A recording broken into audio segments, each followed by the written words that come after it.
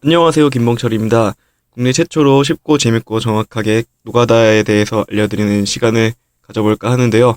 오늘 보여드릴 거는 노가다의 용어에 대한 거고요. 저는 김봉철입니다. 제 발음에 대해서 문제를 삼으시는 분들이 있어서 제가 최대한 발음을 조심하려고 합니다. 제가 원래 혀가 되게 짧은데요. 원래는 저번에 입술 얇은 사람도 과연 키스를 할 수 있는가에 대해서 글을 쓴 적이 있는데 입술이 얇은 것뿐만이 아니라 저는 혀도 짧기 때문에 혀 짧은 사람이 혀가 어느 정도냐면은 입이 이렇게 있다고 치면은 사람 입이 이렇다 치면은 혀가 정말 요 정도 아무리 깊게 길게 내뿜어도 이 정도 나오기 때문에 혀가 짧습니다. 그래서 다음 포스팅은 혀 짧은 사람도 과연 키스를 할 수 있을까요에 대해서 하려고 하고요. 발음을 조심하도록 하겠습니다. 오늘은 노가다 용어에 대해서 간단하게 몇 가지 알려드릴까 하는데요. 저는 처음으로 알아볼 단어는 바로 대맛지입니다. 대맛지. 대맛지는 일이 없어서 일을 하지 못하는 상황을 얘기하는데요. 보통 5시에서 5시 반 사이에 인력사무소에 출근을 하게 되면은 거기서 이렇게 분배를 치는데요. 배정을 해주게 되는데요. 사무장이 사람들을 이 현장 근데 이 현장에 일손이 부족하거나, 일손이 부족하는 게 아니고, 일자리가 부족하거나, 나온 사람이 일자리보다 많을 때, 노동의 공급이 수요보다 많을 때, 이거를 그래프로 나타내면은, 노동이 L이고, 죄송합니다. 까먹었네. 여튼간에, 이거를 현장 대마찌라고 하는데요. 현장 대마찌가 낮다 하는 거는, 일을 할 수가 없게 됐다. 일자리가 없어서. 그리고, 아닌가? 잘 모르겠다. 어떻게 나갔는데 비가 오거나 눈이 심하게 와서 일을 할 수가 없게 됐다. 이게 현장 대마찌 같은데? 여튼간에 대마찌라는 말은 일을 할 수가 없는 상황을 얘기하게 됩니다. 저희 사무소에서 제가 가는 인력사무소에서는 일자리가 많이 있는 것 같아요. 내일 꼭 나오시라고 보통 오후 5시나 새벽 4시쯤에 문자가 오는데요. 소장이 보내지 마라. 가급적이면 사람 피곤하게 만드니까 갈 사람은 가겠지. 그런 마음으로 살아가고 있고요. 보통 내일 대맛지 나지 않습니다. 꼭 나와주세요. 이런 식으로 문자를 보내시고는 합니다. 대맛지. 그러면은 다시 한번 다 같이 읽어보도록 하겠습니다. 제가 한번 먼저 읽을 테니까요. 꼭 보시는 분들은 따라 읽어주시기 바랍니다. 대맛지. 대맛지. 이거를 사용한 예로는요. 내일 대맛지 없습니다. 꼭 나와주세요. 라고 하시면 됩니다. 다음으로 배워볼 용어는요. 반장님인데요. 이거는 보통 건설 현장에 도착하게 되면은 나간 인부들이 있잖아요. 일당발이 인부들끼리 상호간에 호칭하는 걸로 반장님이라는 용어를 씁니다. 나이의 적고 많고를 떠나서 서로가 서로를 반장님이라고 부르게 되는데요. 보통 남자들이 군대를 가게 되면은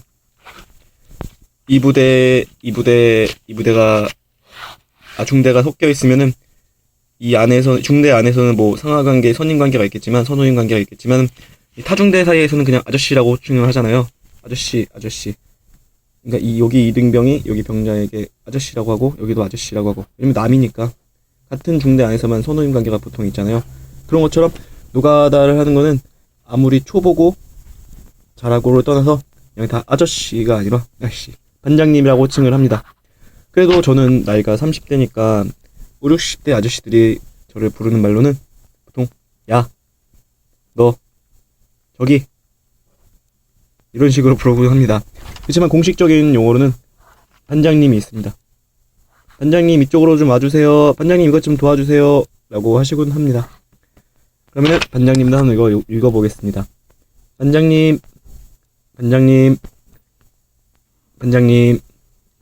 따라 읽으셨죠? 감사합니다. 다음으로 배우는 반생인데, 반생 혹은 반생이라고 하고요. 반생은 철사를 의미합니다. 철사를 건설 현장에서는 보통 반생이라고 부르고 있고요. 반생의 어원은 윤태호 원작의 만화인 미생이 있었잖아요. 미생은 바둑에서 나온 용어인데 아직 살아있지 못한 상태를 의미합니다. 바둑에서. 그리고 완전히 사는 거는 완생. 완성이 되려면은 바둑에서는 집이 2개가 있어야 돼요. 바둑은 어떤 게임이냐면은, 저도 바둑에 대해서 잘 모르는데, 보통 쉽게 생각하고는 이렇게 흰 돌이 있고 까만 돌이 있으면은, 이거를 돌을 따먹는 게임이라고 생각을 하는데, 그게 아니고 바둑은 이 19, 19줄의 바둑판에서, 19, 19줄 맞나? 그럼 381인가? 9981. 네. 이 칸 안에서 집을 만드는 싸움이에요. 바둑을 그래서 완성이 되기 위해서는 보통 두 집이 있어야 됩니다. 두 집이. 두 집이 있어야 완성이다. 그렇지 않으면 미생. 그래도 살아남지 못했다. 두 집이 있어야 되는 이유는 만약에 이렇게 돌이 있을 때 이건 한 집이잖아요. 그럼 여기서 이렇게 까만 돌이 있으면은 여기를 놓으면은 언제든지 이 집이 없어질 수가 있어요.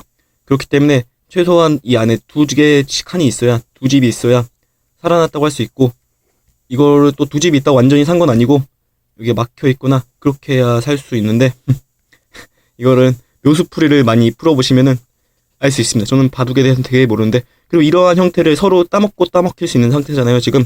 왜냐면 4개가 있고 흰돌 4개가 있고 이걸 딸 수 있고, 이걸 패라 그러는데, 패싸움이 바둑에서는 또 되게 중요하거든요. 그러니까 여기는 언제든지 누구든 서로 편이 놓는 사람이 따먹을 수 있는 거고, 한번 따먹힌 자료는 바로 못 넣고 다른 데를 놔야 되니까 그 다음에 여기를 놔야 또 이걸 먹을 수 있는 건데, 그러면 이거를 통해서 여기를 장악하기 위해서 서로 돌을 놓으면서 다른 곳에서 이득을 통하는 걸 패싸움이라고 합니다. 그 사람들이 하는 말 중에 골펜다는 말이 있잖아요. 골펜다는 말의 원이 여기서 또 이 바둑에서 나온 건데요. 이 패싸움을 하기 위해 머리를 쓴다. 이거를 골펜다고 하고요. 그래서 이거에서 나온 용어가 바둑입니다. 사람들이 하는 말 중에서 바둑에서 나온 용어가 되게 많아요. 그리고 이쪽이 뭐라죠? 변인가? 변이라고 하던가? 그래서 여기에서 집을 짓는 게 편하고요. 그래서 바둑은 보통 이 화점이 있는데, 화점에서 시작하는 거 말고, 바둑에 대해서 알고 싶으신 분들은 그 바둑을 처음에 어떻게 두냐, 아무데나 두잖아요. 바둑을 사람들이 그 미생 때문에 인기가 많았었는데 아무데나 두는 게 아니라 바둑에서 시작하는 방법이 있습니다. 정석이라고 해가지고 뭐 이렇게 놓고 이렇게 붙고 이렇게 붙고, 그래서 바둑에 그 처음 두는 방법이 되게 많아요. 정석에도 수백 가지가 있는데 어떻게 시작하느냐 정해져 있습니다. 이거는 외워야 되는 부분이고, 왜 쓸데없는 얘기를 했지?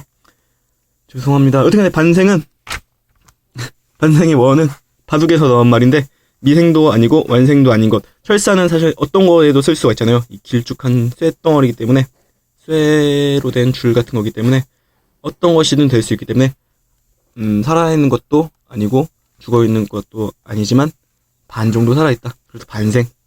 그래서 철사를 공사 현장에서는 반생 혹은 반생이라고 합니다. 따라해보겠습니다. 반생, 반생, 반생이, 반생이. 그러면 실제로 사용되는 용법을 보여드리겠는데요. 이것도 잘 듣고 한번 따라해보시기 바랍니다. 반장님, 저기 반생이 좀 주세요. 죄송합니다. 일도 안 나오고. 다음으로 하는 거는 시스템인데요. 시스템은 저희 사무소에서 하는 거고요. 인력사무소. 인력사무소마다 맡고 있는 그런 게 있어요. 청소나 아니면 시스템이나 이런 게 보통 잡부들이 하는 일이고요. 시스템이 뭐냐면은 건설 현장 같은 걸 보면 건물을 막 짓는데 주위에 철근 같은 게 있고 발판이 있고 거기 올라가서 건물을 짓잖아요, 사람들이. 저도 모르는데, 시스템이 어떻게 이루어지냐면은 여기 하부가 있어요. 하부에 이거는 1800, 1200, 900, 600 이런 식으로 길이에 따라서 이런 쇠파이프를 분류를 하고요. 이거를 여기다 이렇게 꽂아가지고 필요에 따라서 이렇게도 꽂고 이렇게도 꽂고, 여기 또 하부가 들어가고 이렇게 꽂고 이렇게 꽂고, 그래서 철근 구조물을 만드는 거예요. 맨 위에는 이 헤드 혹은 상부라고 부르는데, 이거를 꽂아가지고 여기에 멍에를 올린다. 이 멍에는 정말 무거운 쇳덩어리. 이것도 길이에 따라서 2m, 3m, 뭐 1.5m 이런 게 있고요. 이렇게 한 다음에 여기에 발판을 올려가지고 길을 만들고, 그래서 이 쇳덩어리의 구조물을 위해서 건물을 만들기 시작합니다. 이거를 하는 게 시스템이에요. 시스템은 구조 혹은 골격이라는 뜻을 갖고 있나? 아닌가? 시스템. 대충 그렇죠. 그래서 이거를 시스템이라고 하고 있고요. 제가 나가는 사무소에서 주맡아 하는 일은 이 시스템의 해체나 분류, 정리, 아니면은 만드는 걸 도와주는 거를 하고 있습니다. 이거를 만드는 거는 기술자들이 로프 메고 들고 하는 거고요. 제가 하는 거는 보통 이 자재들을 옮겨주고 치워주고 필요한 걸 건네주고 그런 일을 하고 있습니다. 이게 시스템입니다. 제가 하다가 일주일치 안 나가는 일. 그러면 이 시스템도 한번 읽어보겠습니다. 시스템은 SYSTEM. 어떡하네. 노가다를 안 나가서 오늘은 노가다의 용어에 대해서 정리해보는 시간을 가졌는데요. 여러분들이 초보 노가다꾼이 되기 위해서 유익한 시간이 되었으면 합니다. 그리고 저 발음 그렇게 나쁘지 않다고 생각하고요. 죄송합니다. 감사합니다.